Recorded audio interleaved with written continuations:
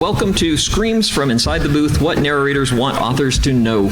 And thank you for coming out at this hour of the day after Friday night at Dragon Con. I know it's an effort, so pleased to have you here. So we're going to start off, we all were together on a panel yesterday talking about how to get into the business of doing narration.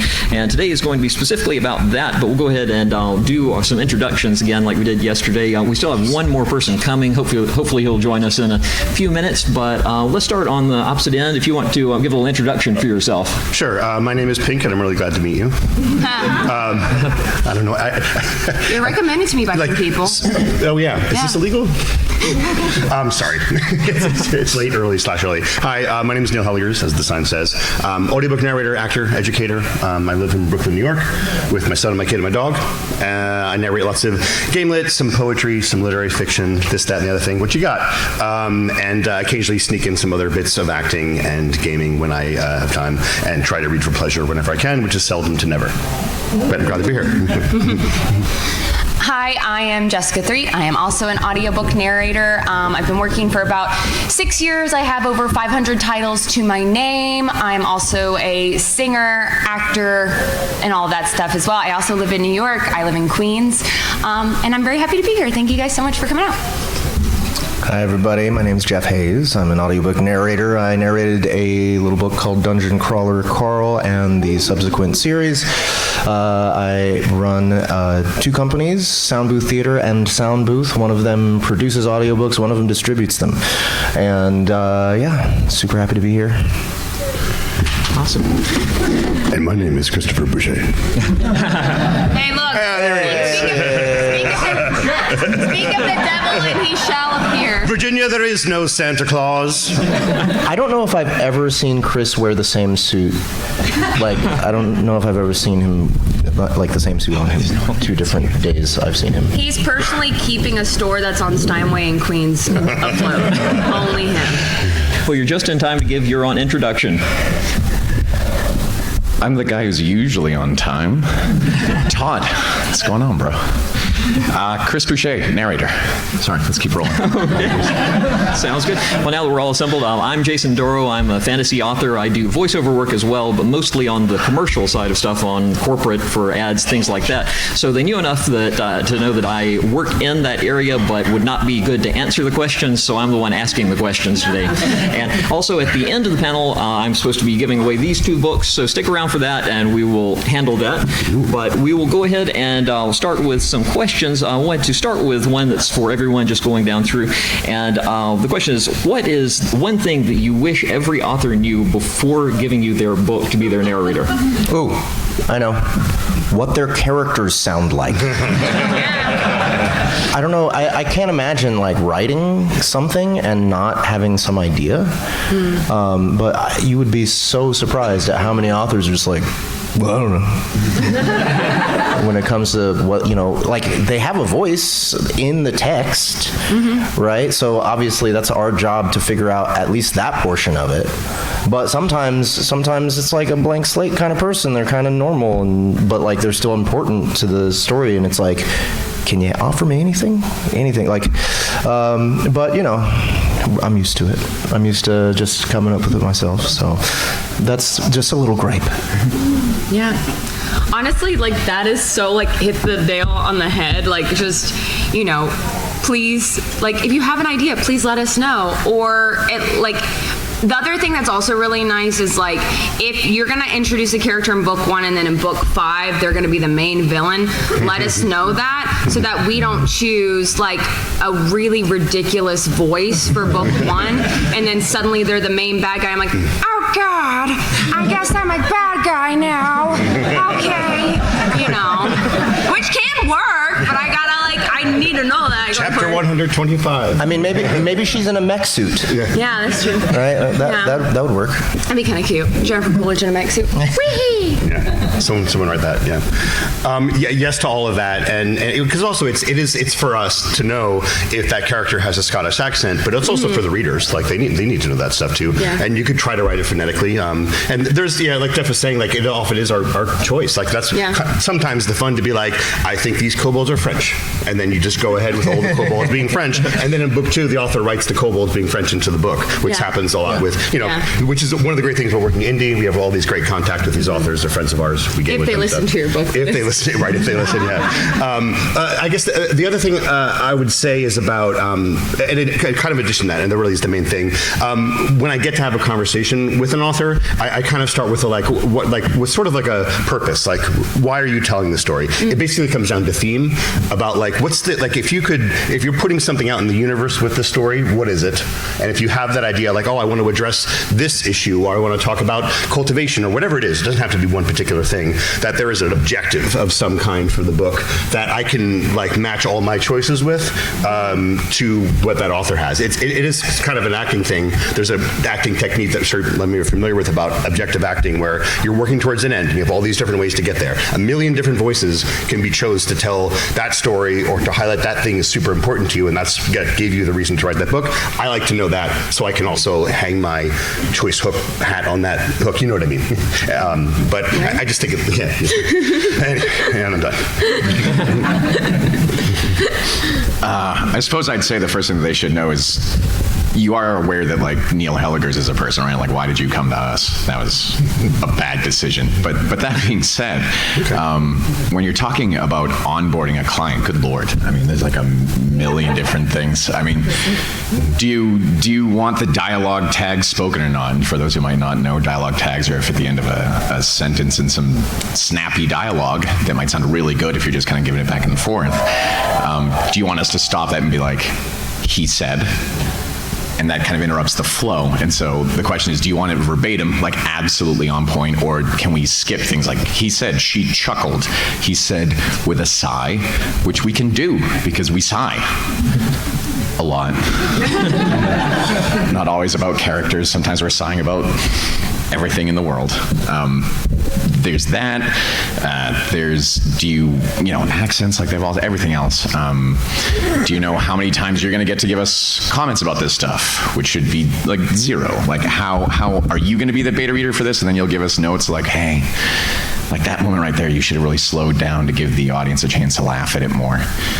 And then we'll say, hey, did you really think it was that funny? I don't know that it really was.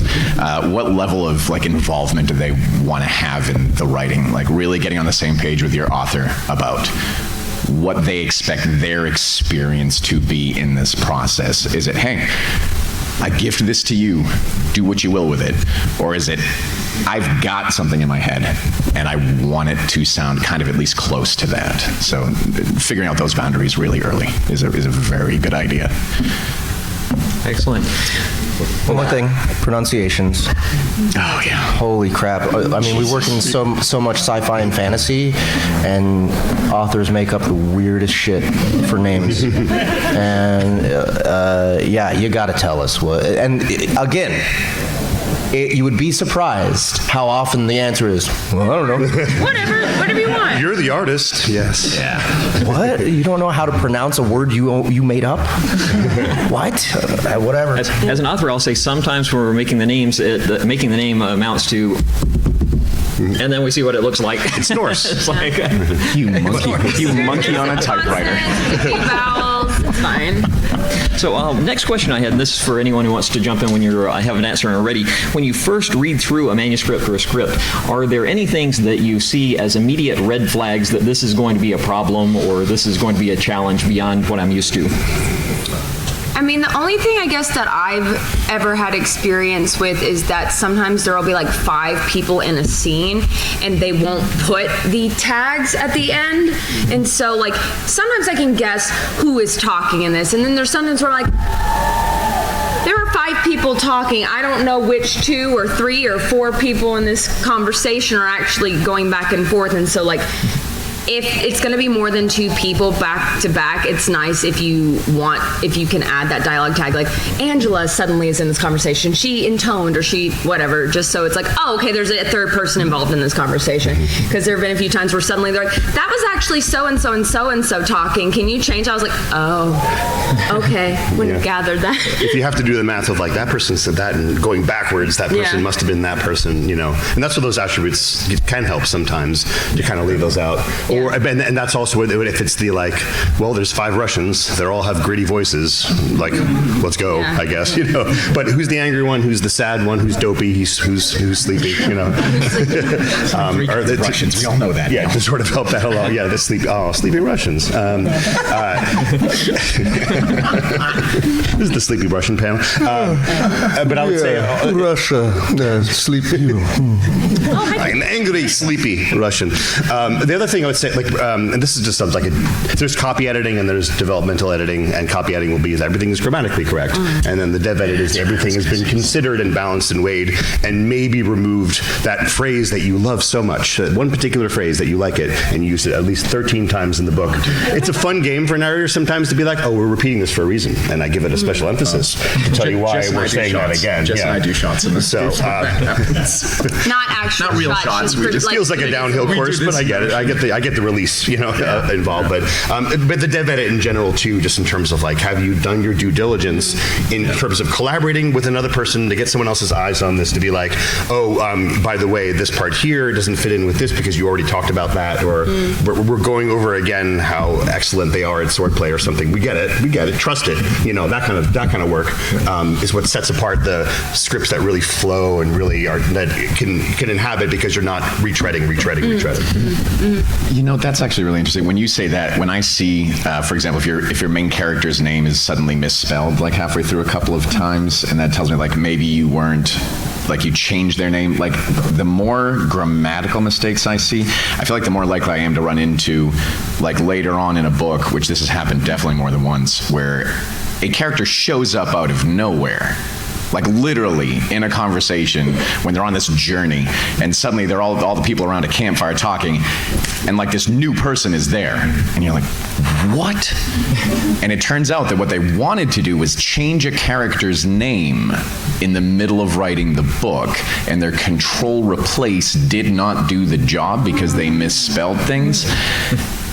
And I'm just thinking, and sometimes like for various reasons, scheduling reasons or whatever, you sometimes record books out of order. Like you will sometimes do a chapter because a partner for this book is available on this time and there's this schedule, whatever. It definitely sometimes happens. And I just assume like, okay, this person showed up in a previous chapter that didn't. I'm skimming for it, I'm not finding it, and pressed for time. And I'm like, all right, what's going on?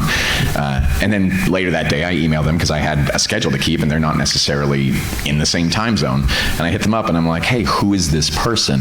And they say, oh, that's actually so-and-so, and we changed it. And I said, well, you didn't change it everywhere. So, yeah, the more grammatical mistakes are the big red flag to tell me, shoot, I got to really pay attention because something could show up. Yeah, I agree with that. Yeah, for me, it's also just generally looking at it as a reader. Are you enjoying it? Like, that's, for me, like, when you first start off, obviously you can't worry too much about that.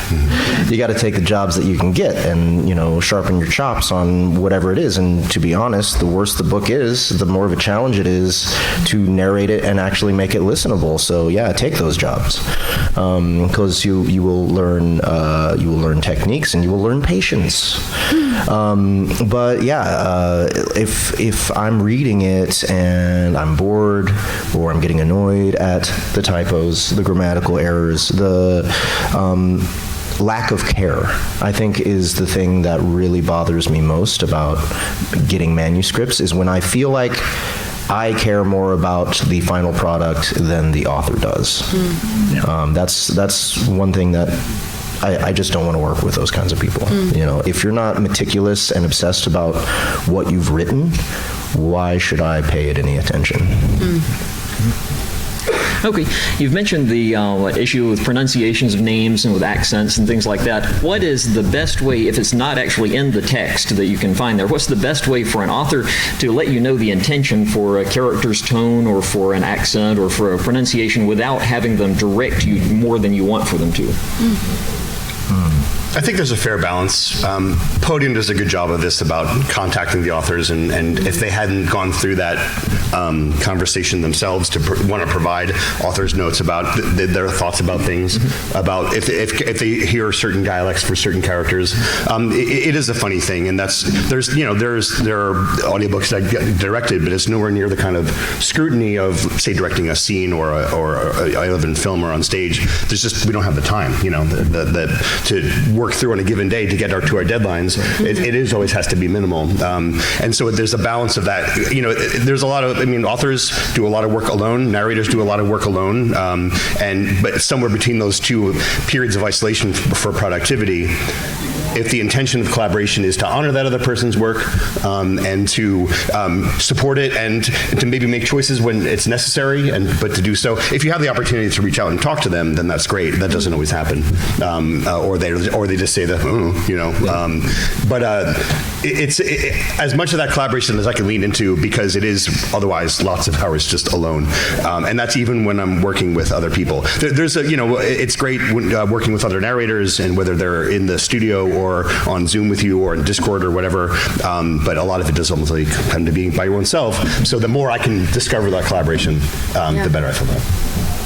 I think you kind of did a great job with that. I think, just collaborating with your author, collaborating with the team that's involved, and asking them if, when you get the book, if they have particular accents or pronunciations, if they can give you a Bible of sorts that's here's the breakdown of what my map is and what I think each region is this accent or something, or these are the species I pictured with this accent, or and then if you have any weird made up words, something like that, either phonetically as much as you can, spacing out, or the better option is just sit down and go, these are all my pronunciations for this thing. Yep.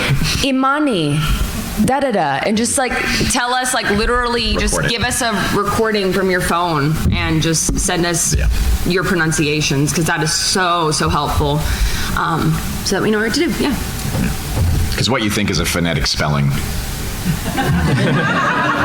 If you haven't taken IPA, then say it into a microphone. And say it the same way twice. Don't change it. Oh my God. We did Battletech as a series, and definitely the person would be like, Cimmerillion. Cimarlian. And you're like, which one?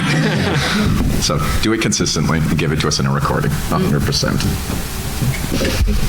Good.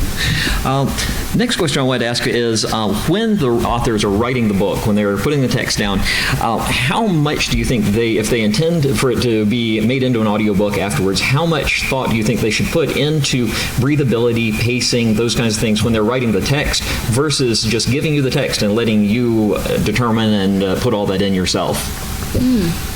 Yeah, that actually should come through. Again, as a reader, I read rhythmically. I care about the way that things sound in my head while I'm reading. So I think writers really just should be good at that in general, right? They need to figure out how to be lyrical, I suppose, with what they're doing. But breaths and stuff, that's definitely our responsibility. And sometimes you will run into authors who do very, very long sentences. And again, it's an opportunity to sharpen your chops. Yeah. Right? One thing that narrators sometimes do that I find a little annoying is they will put pauses in where there are not commas. Right? But sometimes you just don't have a choice. It's almost always going to sound better if you sometimes we're doing something, we're reading something, and we'll put in a pause out of our instinct to just thinking, oh yeah, this is going to sound nice with this pause here. But then you try it without it, and you're almost always wrong about it. It's really interesting how that works, but you just have to get used to the author themselves and figure out, okay, which one of them actually doesn't put thought into how long sentences are. And I don't know what to say to them. Make 2 sentences. Yeah, I mean, like, I 100% agree with everything you said. I think that when you're doing your prep work also as a narrator and you're kind of like going through the text, you can kind of find those moments. Some authors will put like little symbols for like little section breaks, like, and we went to sleep the next morning, and they'll put like a little section break. Sometimes they don't do that, and so like as a narrator, we have to intone, okay, there's a huge time jump. We can't just go, we went to sleep the next morning. We can't, like, you got to put like, and now we're going to change the pace. Yeah. So during your prep work, I think that's very helpful to find that and do that. But there's sometimes where like you read it rhythmically, but then the author had a completely different intention about that.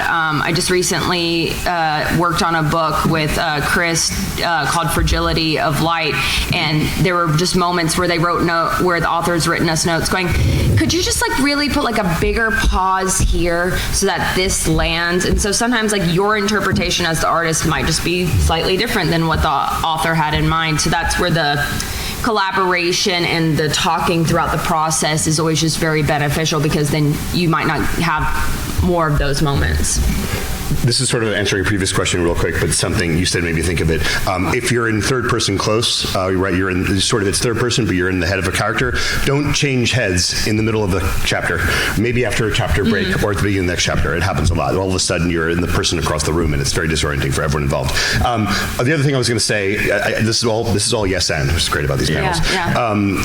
You guys listen to any or read any Gamelit, Lit RPG, stat sheets and notifications. There's been a lot of reconsideration about this, you know, over the however many years that the genre or style, whatever you want to call it, subgenre, has grown. It's that, and some of it is that so that the stat sheet isn't necessarily in the middle of a chapter. If it's 3 pages long, it's in a separate chapter that we literally say at the beginning, please feel free to skip this chapter. If you're crunchy and you're into that, you can take the time to do it.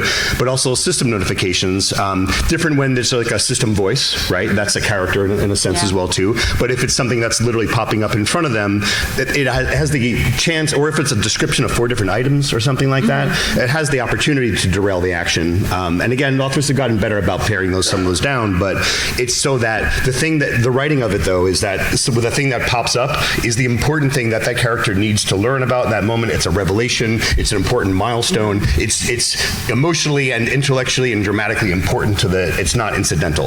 And that so that character reading that, like, my constitution just hit not applicable. That's like an interesting moment that is an actable moment that tells the story. It's the same with like progressive fantasy in general. Like it's not progression for the sake of progression. It's progression because of something they need to accomplish using that progression to achieve their higher goals or whatever like that too. So taking those elements that are fixtures of the genre and using them as an opportunity to move the story forward rather than throw a wrench into the works at the same time. Yeah, Neil makes actually a really good point and touches on something. And hey, everybody feel free to use this because we're going to be doing something like this if you feel like applying. I would argue that writers would do themselves a service if they kind of approached, I mean, any competent audiobook narrator, really, but if you happen to kind of know who you think you might want to work with or whatnot, touch base with them, like knowing to put a stat sheet not in the middle, because it's a different medium, right? Like you can just run through that on a page, and that's super easy. You don't have to really worry about that. But collaborating or getting a consult, like an audiobook consult, because these days you've got to understand that your book is definitely going to make it into that format if you're trying to make any money, and you've got a whole different medium that the audiobook narrators of the world are familiar with and know the tricks and tips and benefits. So I would say, as you're writing, potentially as you're outlining, approach a competent narrator and be like, hey, would you sit down for an hour with me? I'd like to pay you for your time. Here's where I'm hitting this. Here's where I'm doing this. To Jess's point, like, hey, if you jump a big time gap, like put some kind of presence. It'll actually help the rhythmic read, like what Jeff says. If you're going to do a stat sheet, like be aware that, or at least be prepared that we might kind of move where that is in the audio read of it. That's a service I think audiobook narrators should be providing to writers, saying, hey, hit us up for a consult early in your process, or at first draft maybe, or what have you. We'll do a quick skim and point out the things that we notice, that we run into, that, hey, maybe you don't apply in your written because it works for the written medium, but be prepared when you shift this to the audiobook format that you're going to want to maybe make some shifts. I would actually argue that's a service we should start providing generally for writers. That would be helpful. I want to jump after this next question to author questions, to audience questions, so start thinking of those, but I have one more question here. You don't have to name the author or book or anything like that. You can if you want to, but I was wondering, what is the strangest or most memorable request you've gotten from an author when you were working on a project? Like, as far as, like, what they wanted? As far as any kind of direction for you, or as far as any just unusual requests you might have gotten from the author? I mean, it wasn't really unusual, but I literally got to be Jennifer Coolidge recently, and it was like so much fun. It was in a book with Sound Booth doing the Mud Puddle Manual for Natural Magic. Yeah. Yes. I always forget the exact full title because it's so long. But they were like, yeah, there's like this like family relation, nosy neighbor, busybody, gossip queen thing. And I just really in my head imagined her as Jennifer Coolidge. I was like, I get to bring her out finally. I've been so wanting to use her. And so like it was unusual, but it was in a way that I was like, oh, I've been dying to use this voice. Like it's been in my pocket forever. And so that was like a pleasant surprise, unusual request. So I that's probably the one that comes to my mind. Awesome. I'm still thinking because there's I've worked with a lot of weird authors. Yeah, I was gonna say you have to come up, but like Matt Dinneman feels like one who's probably fucking with you a fair bit, Jeff. Oh yeah. I mean, I can say my favorite thing that Matt has given me. There's a character in book 3 of Dungeon Crawler Carl. He's a little gremlin who operates a crane in the train station. And he described his accent as a guy from New Orleans trying to do a Cockney accent. Love. And that was hilarious. That was really fun to do. Let me try and think. I need to hear that. I think I need to hear that. Yeah, well, I can't even remember. I'd say the racist attempt at Gambit in Deadpool and Wolverine could be. Yeah, maybe. But you know, I guess the coolest request was Harmon Cooper.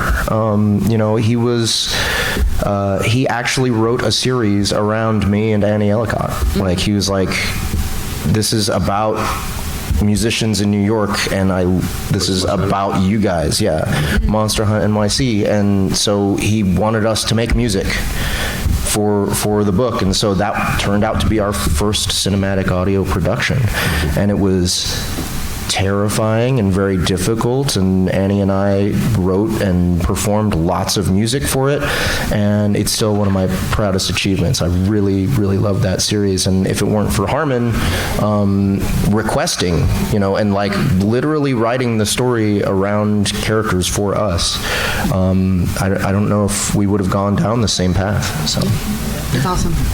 It's a bit of the double-edged sword about becoming friends with your authors, is that they mess with you, and especially Harmon. Yeah. Dude, okay, I got all these ideas. Okay, what? Yeah. What's he written? It's over 75 books, 80 books, or something like that. Man, he's a machine. Eric Ugelin writes the Good Guys, Bad Guys, Grim Guys series. Always likes to the aforementioned dense Norse names that he's got. I mean, he always says, to his credit, he always knows exactly how it sounds like, but he wants me to be like, "What do you think it is?" Or just straight up like 6 chic tongue twisters as the thing to unlock the tomb has to be said, and I send him my outtakes just for his sake. A different series where I'll mention the author because it's one of my favorite series, and the author's name is Kamikaze Potato, which is just fun to say, right? Outcast in Another World, which is finished actually. The last book just came out. In that, the main character, as it happens, gets portaled into a world created by gods, as it happens, and initially early on in the series, anytime he encounters the divines, who are the creators of this world, there's like a brain meltdown interference thing that happens, and he eventually, of course, builds up a tolerance, a resistance skill, and he's able to interfere with them. I won't spoil what happens, but I think it was the second book when he first encounters these gods, there was 2 pages of that. The interference noise was written out by like a series of symbols, like hashtag $, asterisk, parentheses, quotation marks. in chunks for 2 pages. And my first approach was like, this was dumb. Like, hashtag asterisk, comma, you know, like, and read it out like that. I'm like, this is also taking like a whole finished hour to do these 2 pages. and I shorthanded it to the first letter of each word. Of like, if it was hashtag, it'd be H, and then asterisk was A, and then parentheses was P. So it ended up sounding more like, but that still took too long. And so it was a matter of like hitting each chunk and letting everyone know, like, by the way, like, I get it, like what's happening here. But we arrived at a sort of nice kind of like, I'll do all of them, I'll do all 10 of them, and try to find some way to keep it interesting. But at the end of the day, I'm not going to just excise it. That's the book. That's what he wrote. Yeah. There's a reason dramatically at that moment to really emphasize the difficulty Rob has in just talking to these divines, much less trying to defeat them to save the thing, right? I don't want to spoil anything. But it's, of course, in the reviews, it's like the thing that people most love to talk about. They're like, and then there's that part where for like 2 minutes, Neil is going, and then like rising pitch or something like that too. But it's just, you know, you just take it how it goes and set it up the weird ass flagpole and hope that some people get off of it, and some people, if they don't, that's fine, and then they can skip ahead because that's how that works. Sorry. Oh, no, go ahead. No, I just, actually, it's going to be way, but mine's a little bit of a downer. I don't want to. No. You do or you don't want to do it? I don't know. It was like, I was thinking about these funny things, like I had to do like a gang of Jamaican guys, and I was like, yeah, of course I'm the guy to ask for that. But no, like the most memorable one was I did a pretty intense, it's weird because this is like just a beach read book that you don't think it's going to be bad, but every now and again, like, I will say that no matter how frustrated you get at any given book you get, even if you don't think it's great, there'll be at least one moment in that book that makes you understand why they chose to write. Like, every book's got at least one of them where you're like, okay, that was a pretty good moment. Like, that was a good turn of phrase. The hat hanging moment. Yeah, like that's a moment. Like, you built a whole book around it, which I don't know about that, but like that was like that moment. I'll give you that one. I had one of those moments. I'm a vet, and there was a pretty intense veteran sequence that I was on the floor, like kind of for a minute or two after that one. So that was, as far as memorable goes, that was a tough one. And again, even in the wackiest reads, like you'll find that moment and be like, huh, okay. So, like I said, Downer, what you got, Jeff? Yeah, okay.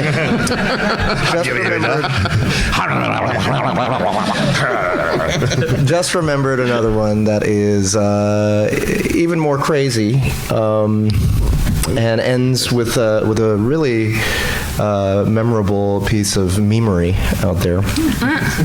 So in book 7, This Inevitable Ruin, there is a character named Metis. Metis is a giant penis god. Metis is a penis? And he described the voice to sound... M-E-A-T-U-S? Or M-E-A-T-U-S. Okay, meat, got it. Metis, yes. And it was... his voice was described as sounding like it was gargling something creamy.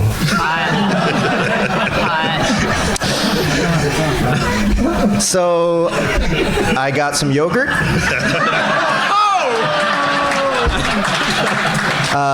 Commitment, people. It was skyr. I am no Philistine. It was the Icelandic like 2% or coconut. 0%? No, or whole. Come on. I mean, fruit on the bottom. Okay, fruit on the bottom. That's the one. Dannon? No fruit. Chunky, It's chunky just fruit? coconut. Plain.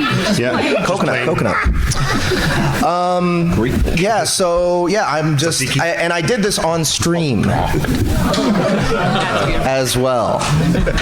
So yeah, I was doing. I backed way up from the mic and just had yogurt in my mouth and was yelling at the top of my lungs, playing this character. And it was definitely yogurt. But did everyone see it come out of the fridge? Like, at what point did you get on camera? The memery that I spoke of, moments after I did this, one of my best fans posts a picture in the chat. It's me. Right. My hair down, and he's framed it with a Pornhub page. And the name of it is Little Asian Twink Gargles Huge Load. And then it had and then he made 773,000 views on it. And I about died laughing at that. So that's out there. You can find Disgusting. it. Where would this be found so I can stay away from it? Where? I need this. End of the story. He gave me a print of it at Lit RPG Con. Oh my She did. She did. Yes. I love that. Yeah. Is it hanging in your office? No, not yet.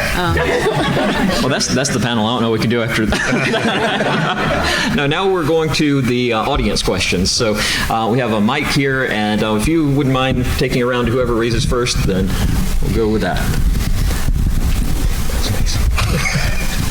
So you all talk about how audiobooks are changing and advancing over time because it's becoming more and more important. One of the things I saw with Dungeon Crawler Carl is that at the end of each book, there's a little scene that's in character that's not part of the print book that you create. And that to me makes the audiobooks even more important. You know, I still go back to the Princess Donut singing Oasis scene and re-listen to it just to laugh at it again. Going back to the idea of you all giving consults to authors, are you all starting to push that they should have something that's exclusive to the narration in what they and you produce? Outtakes are a huge part of that stuff. That's definitely a thing that we do. I don't know if you guys, but there's funny moments in the booth that you capture. That can be an upsell moment. Anything that'll help move that product or push it. I think it's definitely gets commented at least to the author. Definitely. You guys? When we did that stuff, it was just, hey, how do we start kind of taking advantage of the end credits and make it not boring, number one, and number two, use it for advertising, right? But as artists, we don't want to just do dry ads, so doing it in universe and doing it in a fun way, I think. You talk to any advertising team or professionals. That's how they catch your eye. I mean, look at Super Bowl commercials, right? That's how it works. So I would say it is a savvy thing to do as a business person to add something like that at the end of your audiobooks, or like you said, I would love to do outtakes at some point. It's just we just haven't bothered to do it yet, but it's definitely a good idea. But yeah, audiobooks always should offer just a little bit more, just a little bit of a bonus, something. And I think that just shows through our productions, though, in general. The more you engage and the more you bring it to life, that is the value add. That is, I don't know what percentage of DCC listeners don't have both the Kindle and audiobook version, and to be honest, also the hardcover. Fans of this series are buying every format they can because there is something a little extra in each one.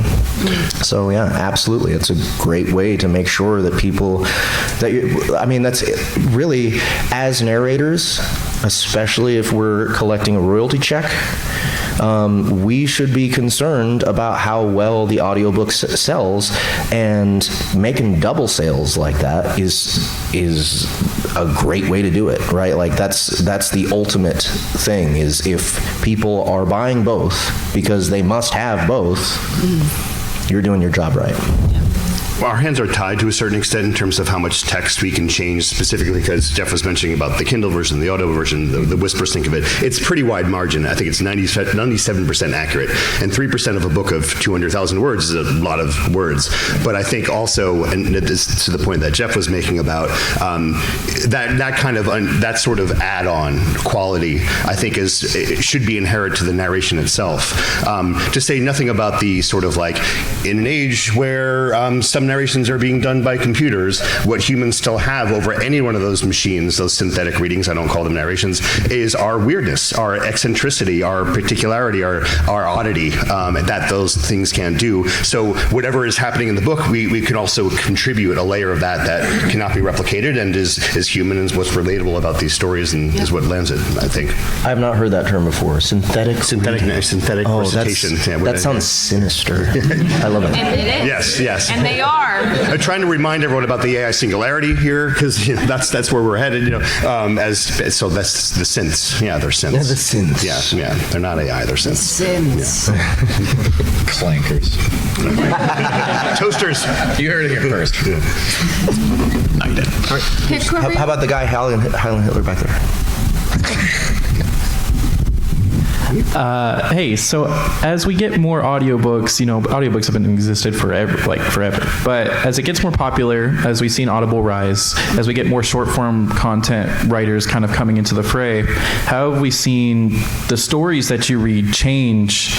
Are we seeing more dialogue in the stories that you read? Are we seeing, things like that? Shorter chapters, I've noticed.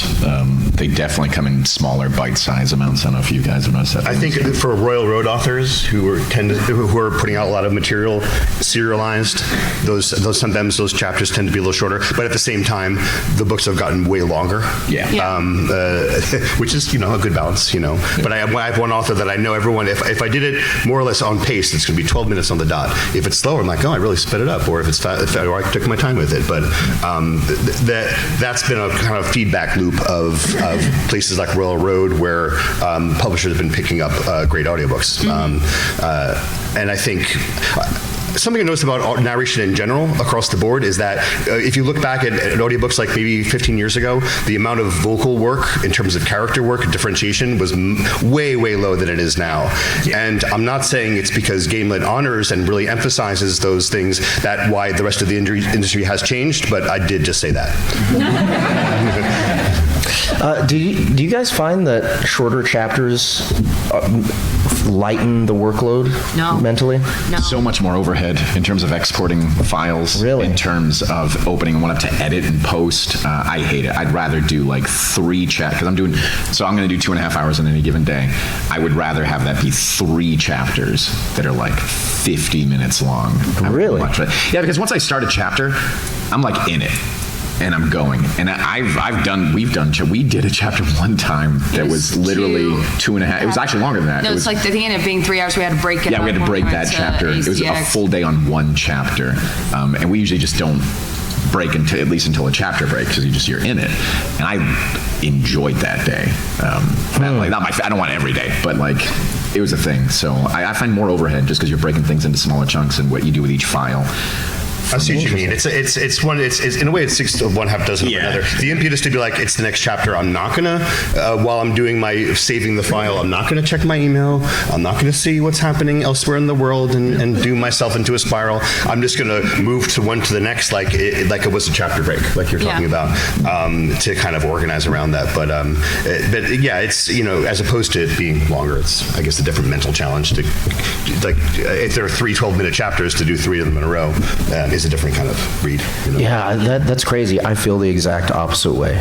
Really? I like tight composition, right? And each chapter for me represents a new scene.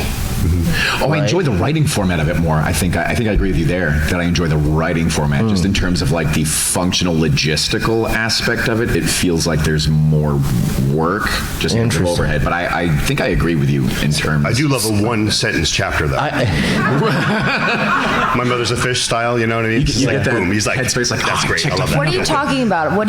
You're missing the one word one that Hey Hello New Moon was, where it was 5 pages of January, February, March. Is that the part of the movie where she's sitting in the chair and it's there's a pause a minute? Yeah, that one. I find that once I hit maybe the 20-minute mark in a chapter, I'm like, God, I keep going on about this.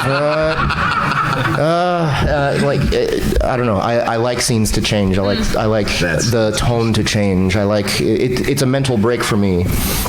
because I just get to reset. I get to reset where I'm at, and I'm like, okay, what's this next scene about? If I stay in the same scene forever, I'm like, I just get antsy. God, you like TikTok, don't you? No, I do not. Oh, I hate TikTok so much. It's Sorry, actually, guys. Neil, you made an interesting point that I think it's almost a function of business model. The whole idea that chapters are getting shorter with attention spans, but content is getting longer because they realize if they get you in and you like the story, you'll probably finish a longer book. And with the Amazon Kindle Unlimited model, you're getting paid per page and whatnot. So I've noticed that being a function of business model, interestingly, for especially the writers that kind of write as a living and that's their job. I've noticed those structures changing as a response to payout models and things like that. One thing I wanted to add, being in the writing side of things, I've seen with a lot of friends of mine who are authors that are in Kindle Unlimited, novellas and shorter works are killing it there right now. And what they'll do is a lot of authors will write what would have normally been a full novel, and they'll do a bunch of novellas, and then they'll put them all out. And they found that readers on Kindle Unlimited will just tear through the novellas and will continue reading those more reliably than just starting a longer book. This is outside of Lit RPG. I know Lit RPG has longer books in general, but I'm talking about fantasy, romance, even some like sci-fi, mystery, things like that. The trend is going towards shorter books overall on Kindle Unlimited, which is kind of interesting given all this you're talking about.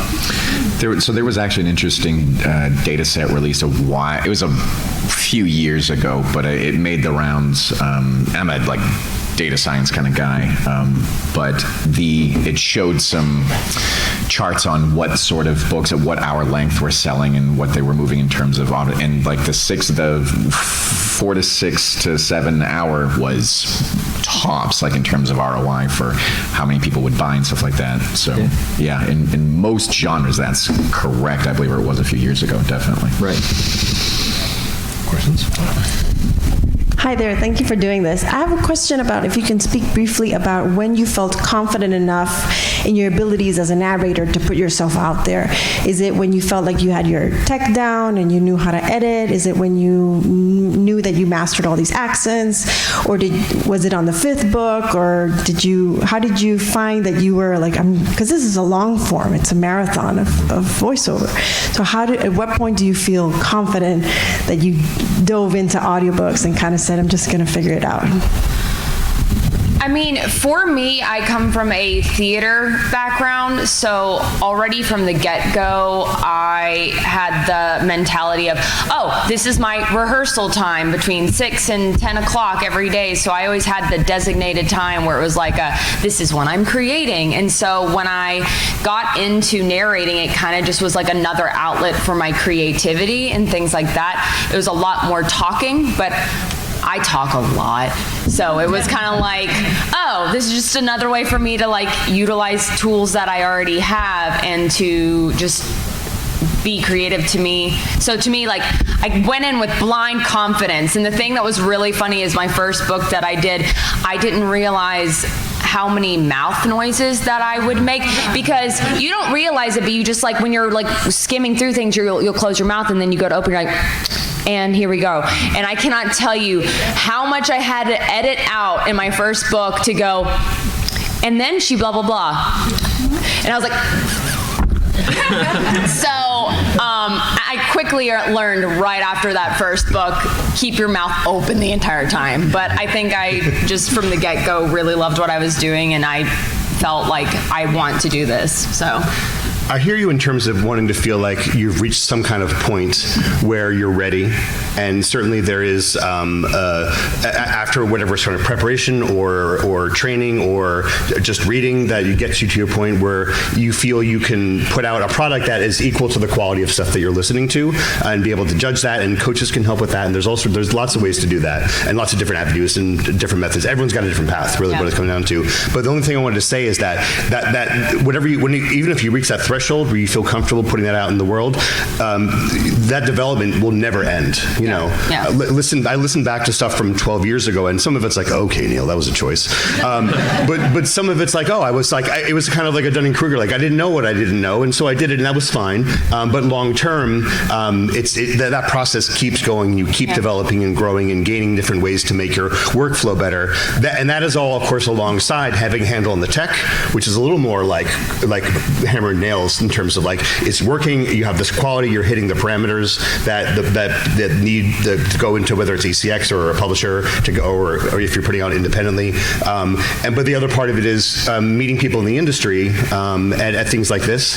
Everyone comes to the Western Bar, meet a bunch of narrators and publishers. That is the other sort of aspect of all of it, and that's the business part of it too, in terms of meeting people, being respectful to people, supporting other narrators, as well as meeting producers and authors and things like that too. So those three things I see, like the tech, your vocal preparation and performance capabilities, and the networking part of it, all have to kind of dovetail together. And that's when you just start and see where it takes you, and always look to be developing those three things. It never stops, but it's in a good way.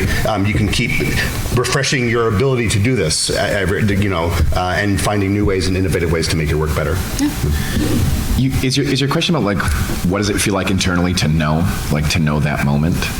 Yeah, because speaking from someone who wants to be a narrator, Yeah. I feel like I'm never going to feel confident enough. No, you won't. That's not how that works. Like legit.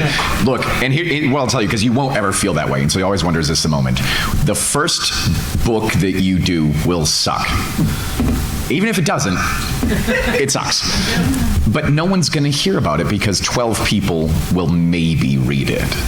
And even if the author hates what you did, they're a no one author because you're a no one narrator and nobody hears about that. Like the safety net of anonymity and not being big is that you get to do what you think is right and figure out through trial and error.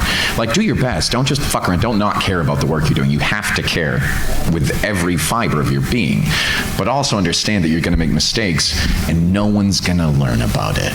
Like go back and look at some of the first books that any of us... You are lying so much right now. What do you mean? You know the blooper that is still in book 1 of Succubus Lord? Yeah, and that has over 1,000 reviews. But that was like my 10th book. Not everyone's that was going like my 10th book and I messed it up and it was a big book. So you will still screw up even as a big narrator. Yeah, get someone to proof your books. That's a big note, incidentally. I had to be taught that when I landed my still biggest client ever that I've made millions of dollars for, and they've built my company. I screwed up hugely in one of the first books I did for him, and he was like, "Hey, are you guys proofing your work?" And I was like, huh? I was an idiot, and I still managed to do this. So, like, there won't be that moment. When you feel like I can't wait any longer, that's the moment. And it won't matter what anybody else says to you. It will just be the moment where you have to trek out, and it will be terrifying, but you'll have to do it because you won't know any other option. That's the answer. Yeah, for me, the answer is also blind confidence. I sucked, didn't matter. Also, I had no money. So I needed that to get fixed. So didn't really even... blind confidence. Yeah, I did not. Yeah, I did not have any. I could not afford to give a shit whether or not I was ready. I was just doing it. So. Yeah, Jeff, you were there. I was homeless. Like when you can't not do it, that's the moment. Like you don't have a choice. We can't give you the answer. You'll just feel it and you'll do it. All right, I have the inevitable question. Is your job going to be taken away by AI? We will fight tooth and nail to make that not a thing. I don't think so, and I'll tell you why. I'll try to be succinct about this. It's like a whole other panel, right? Yeah. There are other modes of voice acting that I think are probably a lot more in danger to the rise of synthetic narration, synthetic recitation, I'll call it that. They have their own struggles and their battles, commercial voiceover, video game, things like that. And right now, what's happening with audiobook is that there's a lot of experimentation and investing happening to make audiobook work because it makes sense. Industries that keeps doing this, even with other things are doing this, it makes sense to people want to get on board with that. People want to invest in that, and that's happening from all over the world in different corporate or venture capitalist kind of ways. I ultimately think that the experiment of using synthetic recitations in audiobooks will not bear out, well, it certainly won't replace the weird-ass bespoke stuff that we do.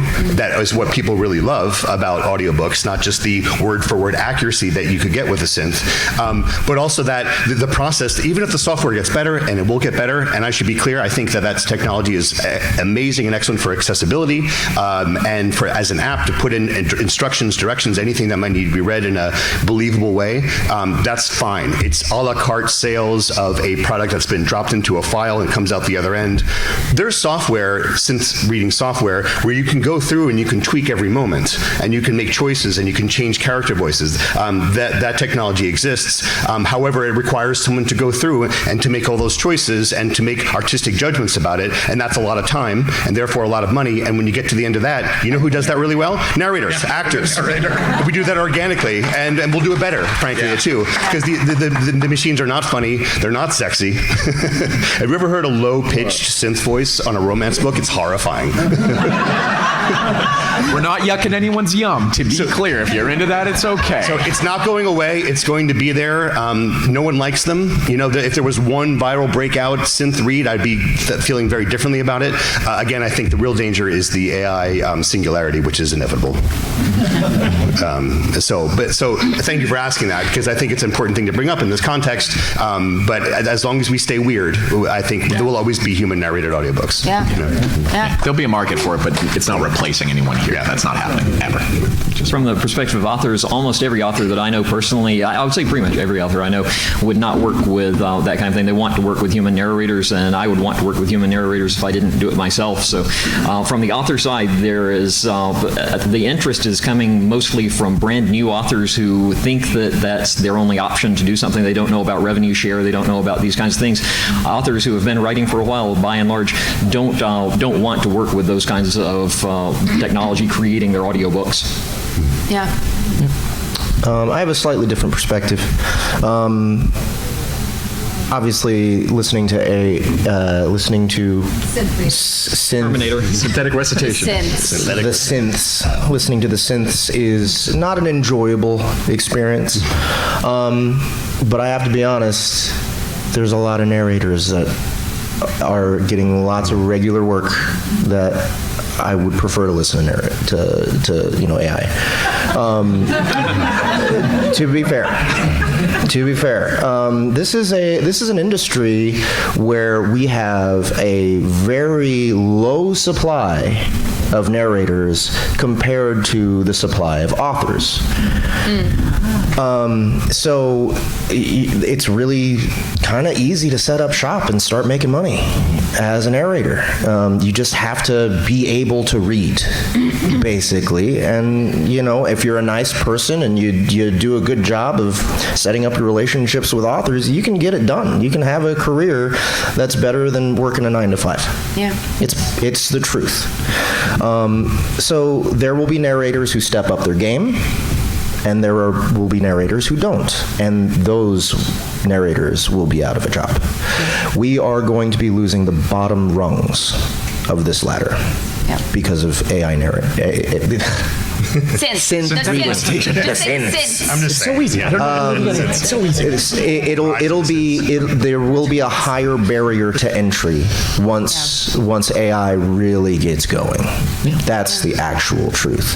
But the rest of the industry is going to have to change. All of us narrators who want to stay here because we love what we do, and because we decide to take ownership of our art, if we take that attitude, AI can't keep up. Because we make decisions, and that is something that AI cannot do. AI can only copy. It cannot create. Yep. Also, by definition, the way it's changed, it's the mid-range. It will give you the most common thread of any decision. So it cannot make out, by the nature of language learning models, they will give you the middle 50th percentile of things. It's the sewing machine of technology. Like, to your point, the lower rungs, people who just want to put things through a sewing machine, fine. But if you want bespoke stitching, if you want a suit that looks good, you're going to fucking get a good seamstress. All right, we're down to the last few minutes here. I think maybe time for one quick question. We have one back there. Throughout your careers, is there any works that you've had to pass on because of one reason or another, but looking back, you might have thought, hey, that would have been fun to work on. I could have done really nice work there. I I don't think I've personally gotten to the point in my career where I'm like, I can't do that. I don't think I've gotten to that point. I honestly say yes to too many things. Majority of the time, like I'm doing usually 10 to 12 books a month because I'm psychotic. So, because I'm a yes and person. So I think maybe I rejected one book and it was just because it was so egregiously against what I would want to have my name attached to. And that's probably about the equivalent of me ever saying no.